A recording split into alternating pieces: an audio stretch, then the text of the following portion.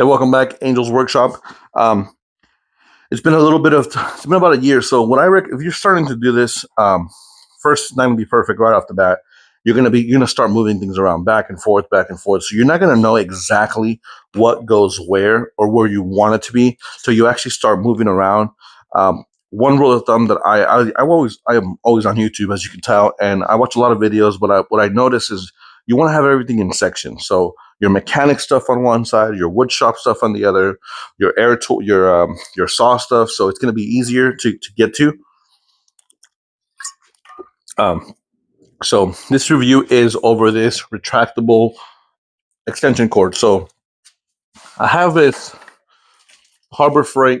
It has about 12 different 15 plugs in there.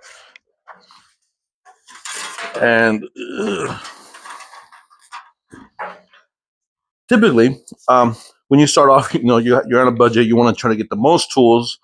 Um, not the, that's what I would say at the very beginning. Try to go for the most amount of tools, not the best tools right off the bat, because you're going to need tools that you don't have, and you're going to be going back and forth. So I try to get everything. It's in decent shape.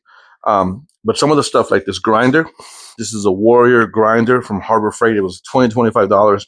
I've used it a ton, but it's not air. It's not it's not a battery operated. It is powered by an extension cord. So I have this extension cord to this little thing up here, and I wrap it around, and that works great. But the problem is with this extension cord, it's just there all the time. So eventually I knew I was going to get a retractable extension cord. So highly recommend this one right here. This is let me see, Vanguard 50-foot extension cord. I have it plugged in up here. The tip of it has 3 plugs. They're all 110 and it has the ground at the bottom, so it's for the heavier duty. You're not gonna plug in a washer dryer to this, but yeah, this is plenty for all these, like my heat gun, my grinder. This is great. Maybe I'm having to do stuff in the car. I have to hook up my actual shop vac. This is good. Now this retractable hose, I'll show you how I set it up here. This thing doesn't go up as easy as the other one, but it does the trick. Just have to push it in there. So let me show you a picture of what I did. So if you're gonna find the studs, right? So this little mechanism here has a little brace on it. Man, I wish I can get up a little better. I get you a better view. It has a little brace on it with some heavy duty bolts on it, but it's not wide enough to hit the actual 2x4s. So what I did is I just got a little piece of fence wood. It's about 15 inches or so. Hooked it up to the actual studs. Bolted that, screwed that in with some wood screws, and then bolted that down. So up here, it's a perfect setup for me. On one side, that was not planned. Let's fix that up there before that gets on my. All right. So up there on the left is my extension cord. As you see, I need to get up there and organize a little better.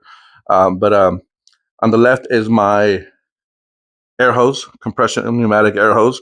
And on the right is my Vanguard 50-foot extension cord with 3 outlets up here. It's all hooked up to that switch up on the roof, up on the ceiling, excuse me. It works great. So definitely would do it again that way. Which is great. What I would do a little bit different, or what I'm going to do eventually, is I am going to face this camera just a bit.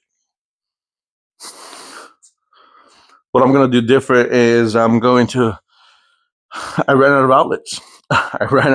I'm running everything off of 1, 2, 3 outlets, and I know some garages only have 1, so I got lucky with 3. But I need more outlets. I need a heavy duty outlet. So over the next few videos, you're going to see me find a way to add a 240 out here for the compressor. The compressor requires pretty much a dedicated outlet for it, or you're going to be tripping the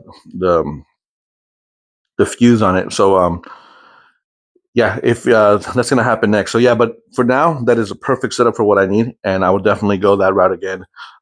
You don't have to go super expensive. So I was looking at these retractable hoses. Man, they're expensive. $200, $300, $400.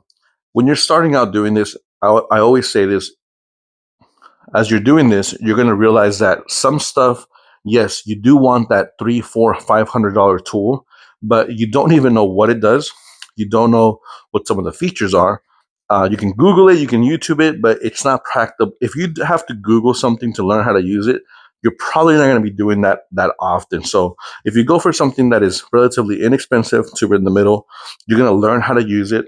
You're going to learn kind of your way around that tool. You're going to learn what you like about it, what you don't like about it. And then when it comes time to find something better, you're going to know exactly what you're looking for, which is super helpful.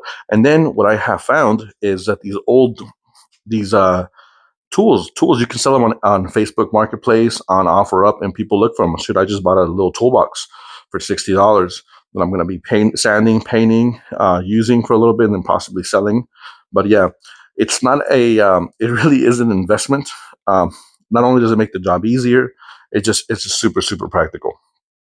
So yeah, until the next time, if you're liking these videos, guys, it's really helping me out. I'm going to make a video how hard it is to make these videos. But yeah, definitely subscribe, like the channel, comment, leave me some feedback. I'm learning as I'm going. So if you have any feedback for me, definitely leave some in the comments.